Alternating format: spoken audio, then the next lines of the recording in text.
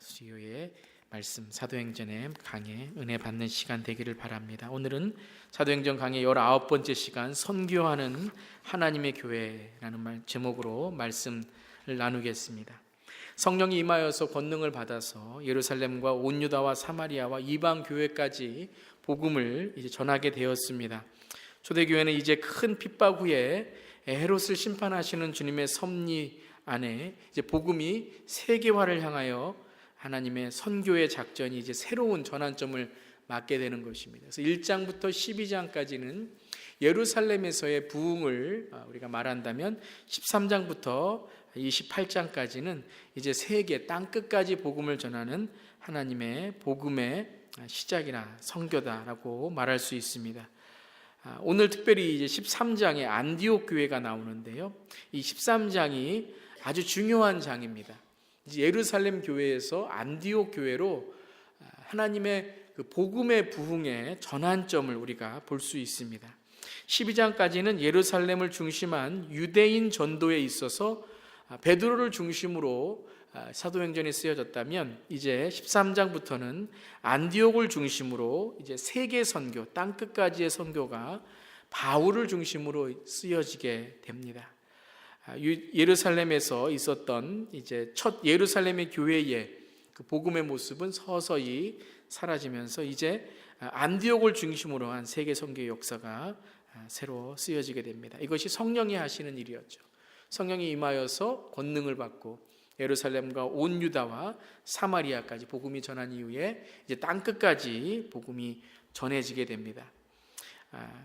이제 은혜가 흘러나가는 것이죠.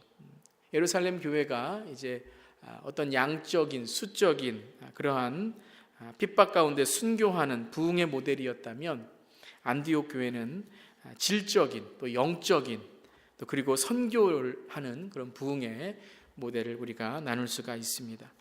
이 두 가지의 교회 모델을 다 가지고 있어야 될 것 같아요.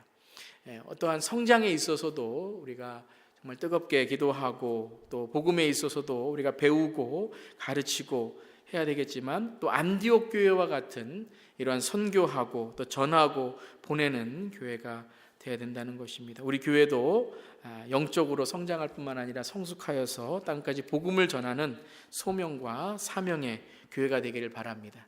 이것이 조화를 이룰 때에 바로 건강한 교회다라고 할 수 있습니다. 내적으로도 건강하고 또 외적으로도 건강한 교회. 오늘 특별히 안디옥 교회를 통하여 하나님께서 어떤 교회를 선교하는 교회로 사용하시는가 함께 보기를 바랍니다. 우리 교회가 정말 선교하는 교회, 쓰임받는 교회가 되기를 간절히 바랍니다. 그러기 위해서는 어떤 교회를 하나님께서 사용하시고 선교로 특별히 하나님의 복음을 전하시는가 함께 나누기를 원합니다. 첫 번째는 땅끝 선교의 역사는 복음을 위한 교회의 하나됨이었습니다. 여러분, 선교의 시작은 어디서부터 시작되는가? 선교의 시작은 바로 나입니다. 바로 교회 안에 있는 내가 바로 선교의 시작입니다. 우리가 많이 생각하면 선교라 그러면 우리가 가서 전하는 것이 선교라고 생각하는데 오늘 안디옥 교회를 보면 어디서부터 선교가 시작되었는가? 교회 안에서부터 선교가 시작되었다라는 거예요. 사도행전 13장 1절에 보면 이 안디옥 교회를 이렇게 설명합니다. 예언자들과 교사들이 있었는데 그들의 이름이 무엇이에요? 함께 읽어볼까요? 시작. 바나바와 니게르라고 하는 시므온과 구레네 사람 루기오와 분봉한 헤롯과 더불어 어릴 때부터 함께 자란 마나행과 사울이다 그랬습니다. 자, 안디옥 교회의 특별히 리더를 말하는 것입니다. 예언자들과 교사들이 있었는데 그들의 이름이 무엇인가? 안디옥 교회의 리더들이 있었는데 그들이 누구인가? 설명을 하는 것입니다. 그럼 예루살렘 교회 그러면 유대인의 교회, 예루살렘 교회 그러면 사도들의 교회, 12제자가 함께 했던 교회 이렇게 기억했지만 안디옥 교회는 특별히 선교하는 교회, 땅끝 선교에 쓰임받는 교회는 오늘 이름이 나오는데요. 우리가 바나바 압니다. 바나바는 이제 예루살렘에서 파송을 한 평신도 리더였죠. 특별히 위로하는 그리고 리더를 키우는 그런 은사가 있었습니다. 그 다음에 이름을 보면 이 안디옥 교회의 특징을 우리가 알 수 있습니다. 어떤 교회를 하나님께서 특별히 이방인 선교회, 땅끝 선교회에 사용하시는가? 첫 번째는 니게르라 하는 시므온이라고 나오고 있습니다. 니게르라는 뜻은 검다라는 뜻입니다. 그러니까 흑인 시므온이라는 뜻이에요. 주석에 보면 이 시므온이 누구인가? 구레네 사람 시므온, 구레네 사람 시므온, 우리 잘 알죠? 그 시므온이었다라고 말하기도 합니다. 그리고 니그로를 하는 시므온과 구레네 사람, 그러니까 이 둘이 같은 지역에서 왔다라고 우리가 볼 수 있습니다. 구레네 사람 루기오, 구레네 지방은 어디인가 하면요, 지금 북아프리카의 항구 도시 중에 하나 이 구레네입니다. 그러니까 이 루기오도 바로 아프리카 사람이었다라는 것을 우리가 알 수 있어요. 자, 유대에서 온 이스라엘 사람이라든가, 아니면 그 지역에 있었던 사마리아 사람이라든가, 아니면 그 지역에 있었던 그러한 팔레스타인 사람뿐만 아니라 오늘 보면 아프리카에서 온 사람들, 또한 그 지역에서 오랫동안 살았던 그러한 이민자들, 그러한 사람들이 이 안디옥 교회를 구성하고 있었다는 거예요. 그뿐만 아니라 분봉한 헤롯이라고 나옵니다. 분봉왕 헤롯. 이 분봉왕이라는 것은 무엇이냐 하면요, 헤롯 1세가 있었습니다. 헤롯 1세가 예루살렘을 통치하고, 우리가 예수님이 태어났을 때 헤롯 왕 있지 않습니까? 근데 그 헤롯 왕이 우리 12장 마지막 절에 보면 죽었습니다. 그러고서 이제 분봉 왕들이 있어요. 그 헤롯 왕의 아들들, 또 헤롯 왕의 조카들이 각 지역을 담당하게 되었습니다. 이 분봉왕 헤롯, 한 사람이 누구냐면 바로 이 갈릴리 지역을 담당했던 헤롯 중에 하나라고 말합니다. 헤롯 아그리파 1세의 삼촌인 헤롯 안디바라고 이야기를 합니다. 그 헤롯 안디바의 사촌 중에 한 명입니다. 그러니까 젖동생, 그러니까 같이 어릴 때부터 같이 자랐던 사람이죠. 그러니까 지금으로 치면, 그때도 그렇지만 지금으로 치면 귀족 집안입니다. 어렸을 때부터 아주 귀하게 자란 귀족 집안입니다. 그런데 예수를 믿게 되었어요. 자, 귀족 집안에 있던, 어렸을 때부터 헤롯과 함께 자랐던 이 마나엔도 안디옥 교회에 있었다라는 거예요. 자, 이민자들, 또 어렵게 살았던 자들뿐만 아니라 귀족들 함께 더불어서 안디옥 교회의 리더가 되었다라는 거예요. 또한 사울, 예수를 핍박했던 자, 하지만 주님께서 그를 불러 회심을 시켜서 복음을 전하는 자, 다양한 사람들이 있었다라는 거예요. 자, 안디옥 교회는요, 세계 선교를 하기 위해서 하나님께서 다양한 다문화, 다양한 출신, 다양한 배경, 다양한 성격의 하모니를 이루셔서 세계 복음을 하는데 이들이 참 장점을 가지고 있는 교회로 쓰셨다라는 거예요. 자, 우리가 보기에는 이렇게 참 여러 배경을 갖고 여러 출신을 가진 이 교회가 어떻게 하나가 될 수 있을까? 우리 가끔 그러잖아요. 우리 출신이 다르고 배경이 다르고 성별이 다르고 나이가 다르고 참 맞기도 참 힘들죠. 같이 나이가 같고 배경의 성격이 같아도 같이 어울리기가 힘든데, 이렇게 다양한 사람들이 함께 있는데 이 교회가 하나님께 특별히 선교에 큰 쓰임을 받았다라는 거예요. 단점을 장점으로 하나님께서 쓰신 거예요. 이런 다양성과 서로의 다름을 하나님께서 세계 선교를 위해서 사용하셨다라는 거예요. 우리의 약함이 하나님의 강함이 되는 거예요. 겸손함이 되는 거예요. 주님 앞에 무릎 꿇음이 되는 거예요. 그러니까 이 안디옥 교회가, 여러분 2절에 보면 무엇을 했다 그랬어요? 그들은 예배하고 금식했어요. 왜요? 그들의 자랑은 아무것도 없어요. 지금 이민 왔어요. 자기가 살던 지역에도 지금 가지 못해요. 너무 멀어서 가지 못하고, 마나에는 어떻게 헤롯 왕에게 갈 수 있겠습니까? 이제 예수를 믿는데 어떻게 보면요, 자기 집안에서 배신자가 된 거예요. 자기의 헤롯 1세를 어떻게 죽었어요? 12장의 마지막에 하나님이 치셔서 라고까지 했는데, 마나에는 그리스도 믿으려고 집안을 떠난 거예요. 여러분, 그런 분들 있죠. 예수 믿기 위해서 정말 가정에서 어려움을 당하고 핍박을 당하고 하시는 분들이 있죠. 그렇게 자랑이 없는 거예요. 이제 고향으로도 갈 수 없어요. 사울, 아직까지도 핍박자라고 기억하는 자들이 있을 거예요. 자랑이 없어요. 세상에 자랑이 없어요.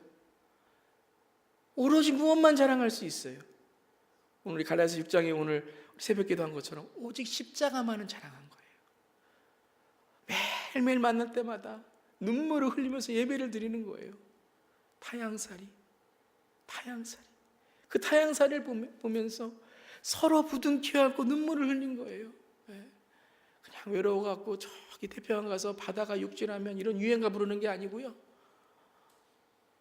함께 모이면 뭐예요? 찬양하고 예배하고 기도하고 그리고 마음이 답답하면 또 금식하고 그렇게 기도하는 교회, 주님께서 함께하는 교회가 되니까 성령께서 어떻게 그들에게 말씀하시는 거예요, 여러분. 그들의 약점, 그들의 외로움, 그들의 괴로움, 그들의 다름, 어떻게 우리 교회를 하나님이 쓰실 수 있을까? 아무 자랑도 없어요. 우리 교회같이 이렇게 가난한 교회를, 우리 교회같이 이렇게 참 세상에 자랑이 없는 교회를 하나님이 어떻게 쓰실까? 저 예루살렘 교회를 보면 참 부럽고, 참 예루살렘 교회를 보면 참 율법도 뭐 말씀도 뭐 참 유대인들 참 부러운데 아무것도 없어요. 안디옥 교회는 지금 가난한 교회예요. 무엇이 있겠습니까? 그런데 서로 모여서 출신도 다르고 배경도 다르고 나이도 다르고 그렇지만 뭐가 같았어요? 예수의 이름. 예수의 이름 하나를 붙들고 서로 기도하는 거예요. 금식하는 거예요. 서로를 위해서 기도해주고 서로를 위해서 눈물을 흘려주고 서로를 아껴주고 그랬더니 어떻게 돼요? 성령이 그 교회에 충만하게 임하신 거예요. 할렐루야.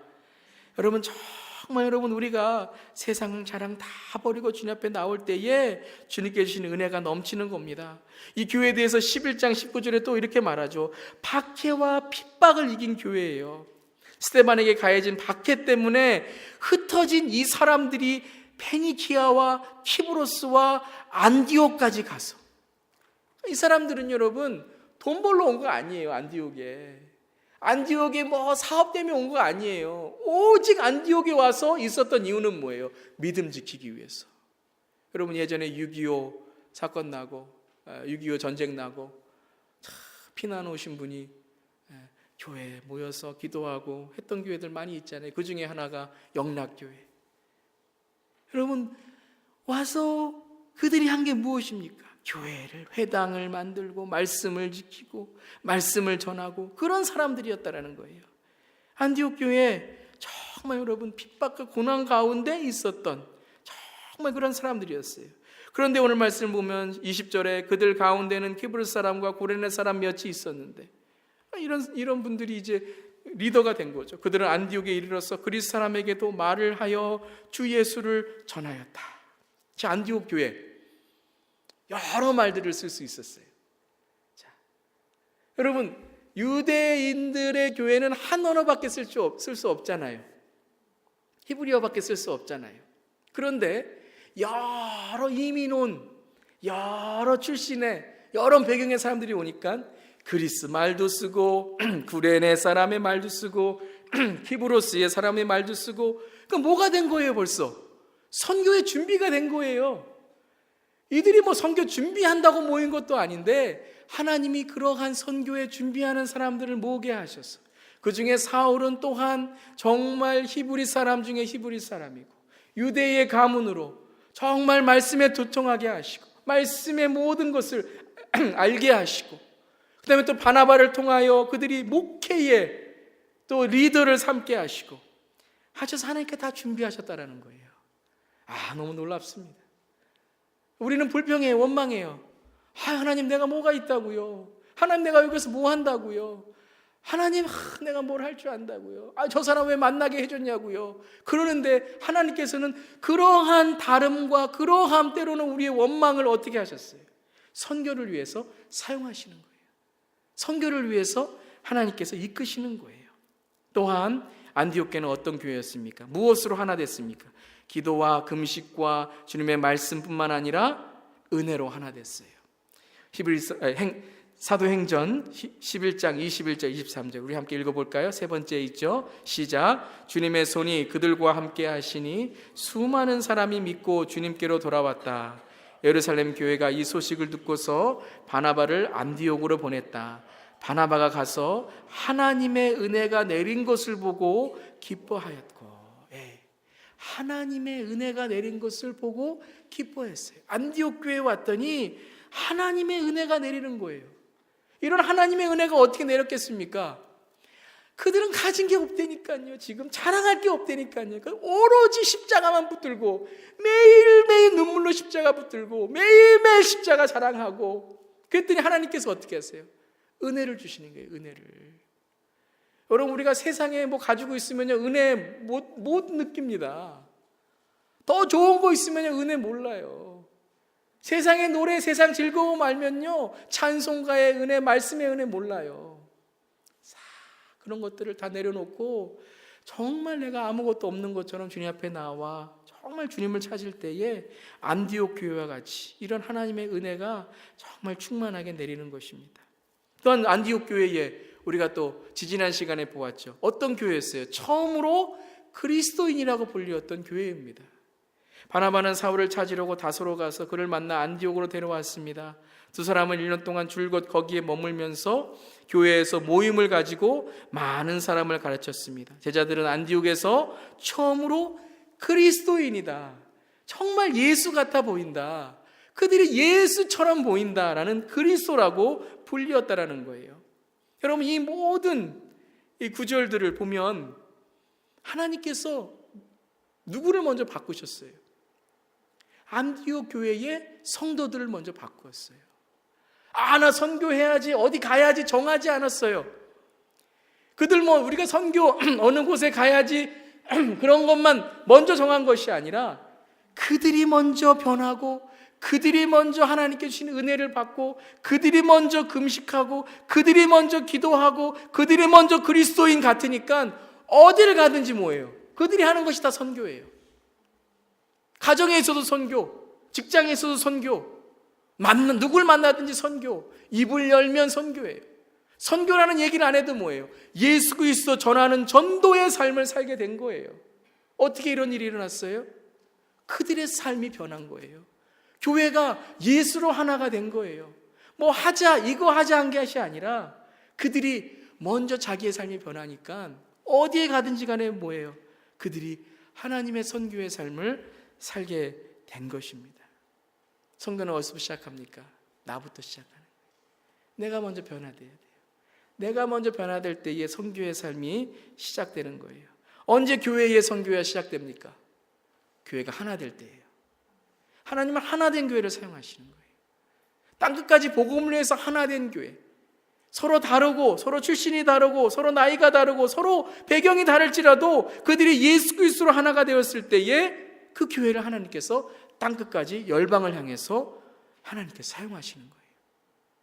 그런 가정이 되시기를, 그런 우리 교회가 되기를 주님의 이름으로 축원합니다. 자, 그런 준비가 되었을 때에 하나님께서 그들을 부르십니다. 이번은요, 땅끝 선교의 역사는 세계를 향한 성도들의 헌신이었습니다. 하나님이 준비하셨는데 그 다음에 하나님께서 부르십니다. 하나님은 준비된 사람을 부르십니다. 그럼 부르심에 어떻게 돼요? 응답해야 됩니다. 선교는 부르심에 응답한 사람들이 하는 거예요. 준비된 사람이 하는 게 아니고요, 응답한 사람이 하는 거예요. 우리가 보기에는 다 준비된 사람이에요. 저 사람 언어도 잘하고 돈도 있고 시간도 있고 젊고 다 하는데요, 준비됐다고 생각하는데 하나님께서 선교로 사용을 안 하시는 거예요. 왜요? 응답을 안 한 거예요. 여러분, 예수 믿는 것도 똑같고 선교 똑같아요. 하나님의 부르심에 하나님께서 우리의 구원의 소식에 응답해야 돼요. 하나님은 그걸 기다리시는 거예요. 여러분, 응답하는 저염 되기를 주님의 이름으로 축원합니다. 하나님께서 부르실 때 응답하는 거예요. 13장 2절과 3절에도 그들이 주님께 예배하면 금식합니다. 왜 예배하면 금식했습니까? 여러분, 왜 우리가 예배하고 금식하고 기도합니까? 여러분, 목적이 뭐예요? 딱 하나죠. 하나님의 음성 듣기 위해서. 아멘.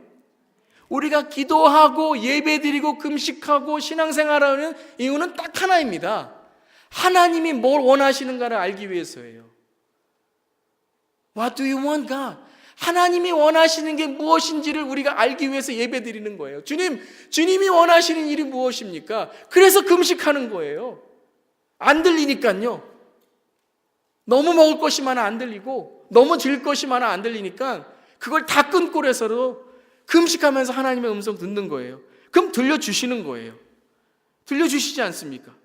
그들이 예배하면서 금식하면서 주여 우리 교회에 하나님의 뜻이 무엇입니까? 하나님 우리가 어떻게 준비해야 됩니까? 라고 했을 때에 뭐라 그러세요?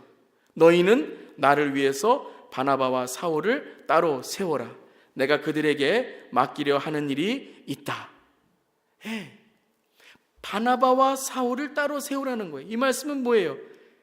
그들에게 내가 할 일이 있으니까 이제 그들을 하나님의 일로 놓아주라는 거예요. 하나님의 뜻이 있으니까 이제 안디옥 교회에 있게 하지 말고 하나님의 뜻에 그들을 보내주라는 거예요. 어디로 가는지 모르지만 따로 세우라는 거예요. 따로라는 것은 뭐예요? 다른 지역, 다른 장소, 다른 사역으로 놓아주라는 거예요. 교회에서. 자, 안디옥 교회 이제 시작한 교회예요. 이제 좀 세워지는 교회예요. 그런데 바나바와 사울을 따로 세우라는 거예요. 갈등이 있겠죠. 어떻게 갈등이 없겠습니까? 그랬더니 어떻게 해요? 그래서 그들은 금식하고 기도합니다. 왜 기도하고 금식해요? 하나님 이건 절대 안 됩니다. 하나님 못 놓아줘요. 바나바와 사울은 절대 안 됩니다. 보내시려면 딴 사람을 보내지 이제 바나바와 사울을 어떻게 보냅니까? 아니죠. 왜 금식하고 왜 기도했어요? 딱 하나예요. 뭐라고요? 하나님의 음성을 듣기 위해서. 하나님의 음성을 듣기 위해서. 하나님, 성령이 말씀하신 이것이 정말 주님 맞습니까? 기도하는 거예요. 그리고서 어떻게 해요? 순종하죠. 두 사람에게 안수를 하여 떠나 보냈다. 안디옥 교회의 선교는 어떻게 이루어졌습니까? 헌신입니다. 헌신이 무엇이에요? 하나님의 뜻에 내 뜻을 버리는 겁니다. 헌신은요, 하나님 내가 이만큼 일했으니까 나 좀 알아주세요가 아니에요. 헌신은 하나님의 뜻이 이거라면 내 모든 것을 지푸라기 같이 초계와 같이 버리는 겁니다. 여러분 그러실 수 있어요? 왜 아멘이 없으세요? 그런 저럼 되기를 간절히 바랍니다. 그러니까 뭐가 부족한 거예요? 기도가 부족한 거죠. 하나님의 음성이라는 확신이 없으니까 우리가 못 따라가는 거예요. 하나님의 음성이라는 확신이 있으면 할 수 있는 거죠. 그러니까 여러분, 내가 헌신하려고 노력하지 마시고요. 하나님 어떻게 헌신합니까? 내가 뭘 해 헌신합니까? 헌신, 일에 여러분 집중하지 마시고 하나님의 음성에 집중하세요. 하나님의 음성에 집중하십니다. 그거 들리면 되는 거예요. 그거 깨달아지면 되는 거예요.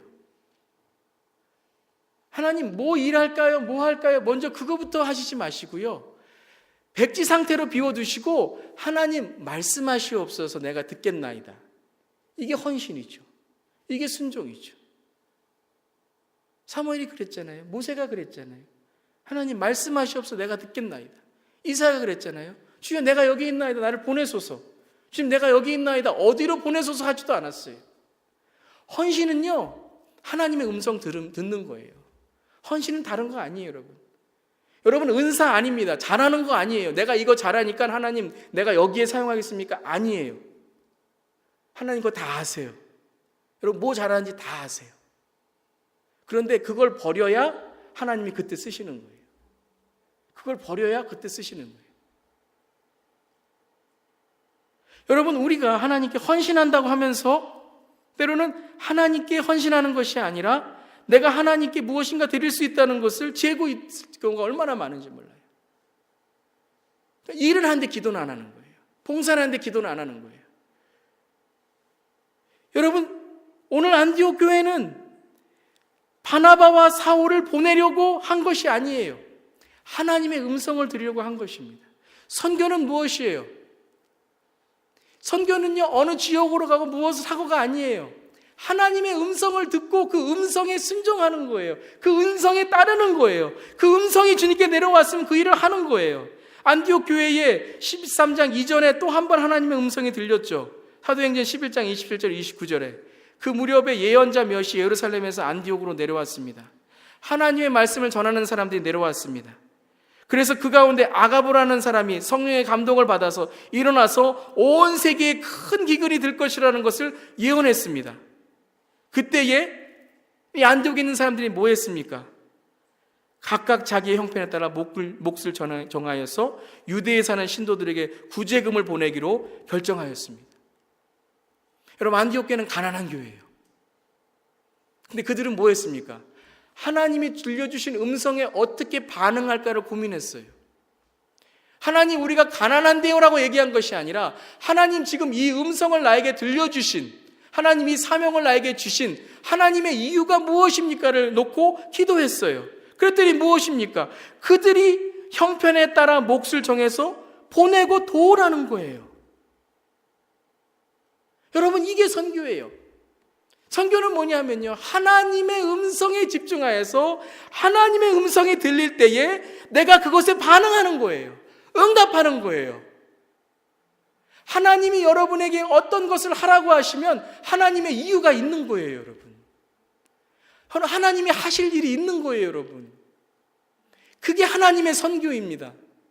하나님이 부르실 때는 하나님의 이유가 있는 거예요. 그걸 기뻐하시기를 주님의 이름으로 축원합니다. 그걸 기뻐하세요. 하나님이 나에게 말씀하시는 그것을 기뻐하세요.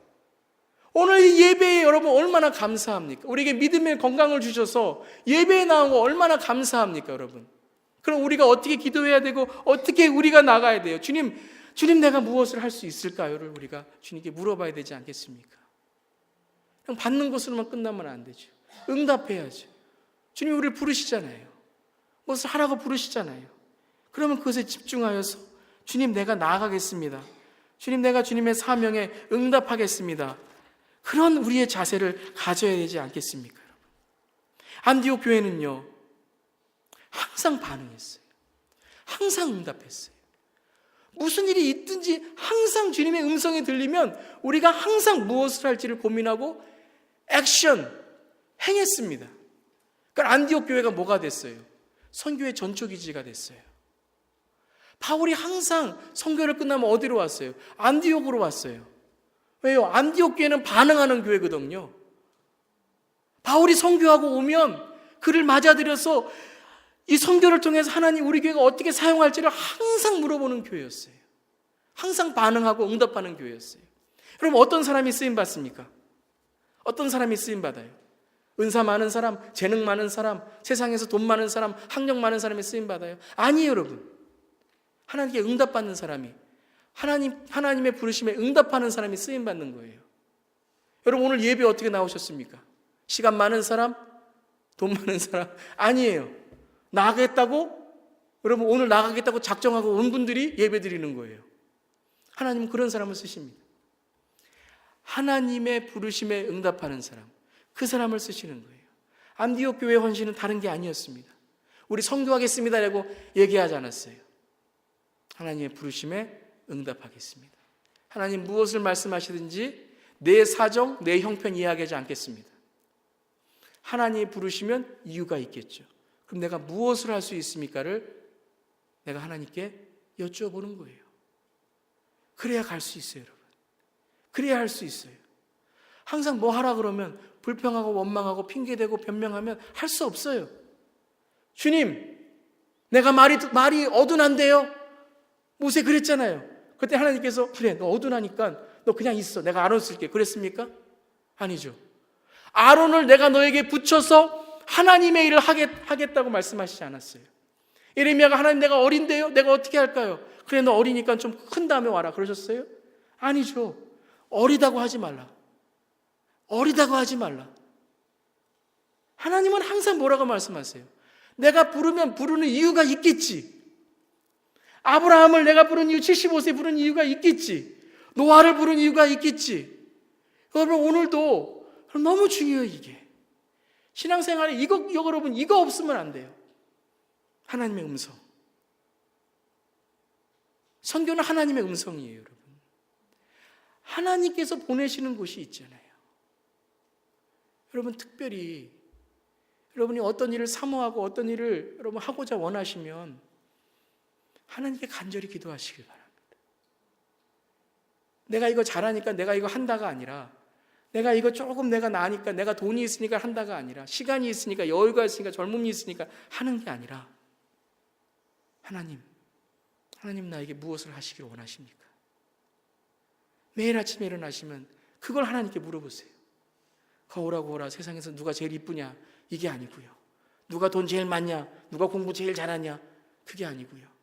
하나님 오늘 내가 뭘 하기를 원하십니까? 하나님, 내가 뭘 하기를 원하세요? 그럼 기도 안 할 수 없죠, 여러분. 어떻게 기도 안 하고 하루를 시작하겠어요? 어떻게 내가 하루를 그냥 정신없이 시작할 수 있겠습니까? 하나님께 물어봐야지. 내가 무엇을 할 것인가? 그랬더니 하나님께서 안디옥 교회를 어떻게 하세요? 그 마음, 그 선교를 위한 마음을 통해서 세계를 향한 교회를 만드신 겁니다. 사도행전 20장 22절 24절 말씀 보십시오. 이제 나는 성령에 매여서 예루살렘으로 가는 길입니다. 거기서 무슨 일이 내게 닥칠지 나는 모릅니다. 다만 내가 아는 것은 성령이 내게 일러주시는 것뿐인데 어느 도시에서든지 투옥과 환란이 나를 기다리고 있다는 것입니다. 그러나 내가 달려갈 길을 다 달리고 주 예수께 받은 사명, 곧 하나님의 은혜의 복음을 증언하는 일을 다하기만 하면 나는 내 목숨이 조금도 아깝지 않습니다. 여러분, 바울도 몰랐어요. 어디로 내가 가는지, 뭘 해야 되는지 바울은 계획 세우지 않았어요. 바울이 오로지 한 일은 무엇입니까? 성령에 매여 성령이 나에게 일러주시는 대로 하는 것뿐이라는 거예요. 하나님의 은혜의 복음을 전하는 일, 그 일을 하는 것뿐이라는 거예요. 이것이 헌신이에요, 여러분. 헌신하면 자랑할 수 없어요. 내가 얼마큼 했다고 자랑할 수 없어요. 왜요? 다 은혜인데, 하나님의 은혜인데. 그게 바로 무엇이에요? 성령이 함께 하시는 겁니다. 선교는 영적 싸움입니다. 땅끝 선교의 역사는 성령이 함께 하시는 영적 전쟁이었습니다. 여러분, 선교는 영적 전쟁이에요. 기도와 정말 헌신과 하나님이 함께 하시는 성령의 충만 없이는 안 되는 거예요. 특별히 여러분, 올해 우리가 니카라구아 선교도 가고 또 우리가 선교사님도 돕고 또 우리가 정말 많은 선교를 하려고 노력을 하는데 정말 중요한 게 무엇입니까? 이 영적 전쟁을 우리가 깨달아야 돼요.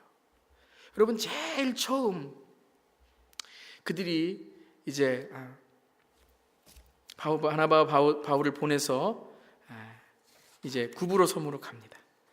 구브로 섬으로 가요. 여러분, 오늘 교재 뒤에 보면 지도가 있습니다. 안디옥과 실루기아, 그리고 이제 구브로 섬에 나오죠. 우리 오늘 세 번역에는 키브로스라고 나왔는데요. 키브로스, 그것이 바로 이제 구브로입니다. 구브로는 바나바의 고향입니다. 이제 바나바의 고향에 제일 먼저 간 거죠. 안디옥에서 실루기아로 가서 그 다음에 배를 타고 키브로스로 갑니다. 키브로스 갔을 때에 오늘 말씀 6절에 보면 바보라는 섬으로 갑니다. 섬 이름도 참 재밌죠? 지역 이름 재밌죠? 바보입니다. 바보에서 바보 같은 사람을 만납니다. 바예수라는 사람을 만납니다. 바예수라는 사람. 자, 여러분, 이게 첫 번째의 이 선교의 시작인데요. 하나님께서 이 선교의 시작에 무엇을 말씀하시는지를 우리가 이제 깨닫게 됩니다. 바예수라는 게 무엇이냐면요, 바는 아들을 뜻합니다. 예수님, 예수의 아들이라는 거예요. 예수라는 뜻은 무엇입니까? 구원자라는 뜻이에요. 바예수라는 것은 예수의 아들, 여호수아의 아들이라는 뜻이에요. 구원자의 아들이라는 겁니다. 이 바예수가 무엇을 뜻합니까? 바로 자기가 구원자라고 있는 거예요. 구브로 섬에서 자기가 구원자라고 사람들에게 어떤 주교로, 구원자로 거짓 선지자로, 거의 예언자로, 또 오늘 말씀은 마술사로 사람들을 유혹하고 사람들을 미혹하는 거예요. 총독까지 미혹하는 그러한 사람을 만나게 됩니다. 첫 번째 선교의 어려움이 무엇이었습니까? 오늘 바나바 사울의 첫 번째 선교의 어려움이 무엇이었어요? 경제적인 어려움 아니었습니다. 사람을 못 만나서 어려움이 아니었습니다. 어떤 그들이 건강의 어려움이 아니었습니다. 첫 번째 만난 어려움이 뭐예요? 영적인 전쟁이었습니다. 바로 이 영적인 전쟁, 이 사탄과의 만남, 바로 이 마술사, 사람을 미혹하는 그러한 영에 있는 이 바예수라는 엘루마 요술쟁이를, 마법사를 만나게 됩니다. 이 악한 영에 붙잡힌, 누구까지 붙잡혔어요? 오늘 말씀은 총독까지, 총독 서기오까지 이 거짓 예언자에 붙잡혔습니다. 여러분, 선교는 우리가 잘 알아야 될 것이 영적인 전쟁이에요. 그들에게 우리가 구제해주고 먹을 것도 주고 그들을 정말 병도 낫게 하고 그들의 집도 고쳐주고 다 여러분 해야 되지만, 가장 중요한 것이 무엇이냐면 그 지역에 있는 악한 영에 붙잡힌 사람을 예수의 성령으로 정말 그들을 정말 구원받게 하는 거예요. 오늘 이 바울이, 사울이, 그리고 바나바가 오늘 이 예수를 이제 대적하지 않습니까? 대적하면서 그에게 말하는 것이 무엇이에요? 10절과 11절에 보면요, 너 속임수와 악행으로 가득 찬 악마의 자식아, 모든 정의의 원수야. 너는 주님의 바른 길을 굽게 하는 짓을 그치지 못하겠느냐. 자, 선교란 무엇입니까? 선교란 바로 이것입니다. 말씀을 통하여 그 속임수와 악행과 악마와 그리고 부정직과 부정의에 있는 것을 굽게 하는 거예요. 곧게 바르게 하는 것입니다. 그런 다음에 11절에 무엇을 해요? 주님의 손이 너를 내리칠 것이니 눈이 멀어서 얼마 동안 햇빛을 보지 못할 것이다. 그 눈을 멀게 합니다. 여러분, 이것은 아주 상징적인 의미가 있는데요, 사울이 어떻게 주님을 만나게 되었습니까? 주님의 빛을 보고 그가 눈이 멀어서 주님을 사흘 동안 그 가운데 만나게 된 이후에 그가 눈의 비늘이 벗겨지죠. 그에게 있었던 악한 영이, 그에게 있었던 미혹된 영이 떠나게 됩니다. 여러분, 오늘 이 지역에 가서 바울이 한 것이 무엇입니까? 그의 눈을 가리었다는 것은 무엇입니까? 바로 그 지역에 있는 사람의 눈을 띄어준 거예요. 영적인 눈을 띄어준 거예요. 첫 번째, 누구의 눈이 띄어졌습니까? 이 일을 통해서 12절에 총독은 그 일어난 일을 보고 주님을 믿게 되었고 주님의 교훈에 깊은 감명을 받았다 그랬어요. 영의 눈이 띄어지게 해주셨어요. 그랬더니 총독이 그를 보고 믿게 되었다라는 거예요. 여러분, 우리가 선교를 너무도 우리가 생각하기에 쉬운 걸로 생각할 때가 있어요. 여러분, 선교지 다녀오면요, 정말 어려워요. 여러분, 선교지 다녀오신 분들, 또 여러분, 특별히 여러분, 내가 이게 선교다라고 생각하는 것들이 있잖아요. 가정을 위해 선교를 하고, 내가 직장을 위해 선교를 하고, 그러면 사탄이 얼마나 방해하는지 몰라요. 내가 뭐 좀 열심히 기도하려고 하면 사탄이 얼마나 방해하는지 몰라요. 대충 할 때는 사탄이 방해 안 합니다. 근데 작정하고 무엇을 하려고 그러면 여러분 방해합니다. 이번에 여러분 선교팀, 여러분 선교 가시는 분들 여기 있어요. 니까라과 선교 가시는 분들. 갈 때까지 여러분 아마 여러분 영적으로 여러분 방해할 거예요. 우리 중고등부 학생들 영적으로 방해할 거예요. 뭔가 자꾸 꼬이는 일들이 있어요. 여러분, 그것을 영적인 눈으로 바라봐야 돼요. 사탄이 그걸 못하게 하는 거예요. 사탄이 지금 그것을 못하게 해서 그 못함을 통하여 대충 하게 만드는 거예요. 여러분, 예배도 영적 전쟁이잖아요. 정신 똑바로 차리고 예배 드려야 돼요. 뭐예요? 여러분, 이 예배가 하나님과의 만남과 하나님의 음성인데 사탄은 오늘 뭐라 그래요? 대충 해라. 대충 말씀 들어. 뭐 그걸로 변할 필요가 뭐가 있냐. 내일이 있는데, 내일이 있긴 뭐가 있어요. 내일은 난 몰라요. 장래일도 모르는데. 사탄은 항상 우리에게 내일이 있으니까 오늘 대충 하라고 만들어요. 선교 뭐 할 건 뭐가 있냐. 그냥 대충 하다가 하라. 오늘 여기에서 여러분, 바나바와 사울을 볼 때에 이것을 영적인 눈으로 바라보지 않고 그저 구부로에 가서 회당에서 잘 가르치고 있었어요. 일부러 바버섬까지 갈 필요 없어요. 딱 봤을 때 총독 또 거짓 예언자, 이건 뭐 이렇게 어렵냐. 그리고 갈 수 있어요. 영적인 눈으로 봤더니 이 영적인 눈이 열어지지 않으면 그 구부로의 섬에 복음이 전해지지 않는 거예요. 여러분, 선교는 영적인 싸움입니다. 우리 마지막으로 에베소서 6장 11절 13절 말씀 함께 한번 읽어보겠습니다. 시작. 우리의 싸움은 인간을 적대자로 상대하는 것이 아니라 통치자들과 권세자들과 이 어두운 세계의 지배자들과 하늘에 있는 악한 영들을 상대로 하는 것입니다. 그러므로 하나님이 주시는 무기로 완전히 무장하십시오.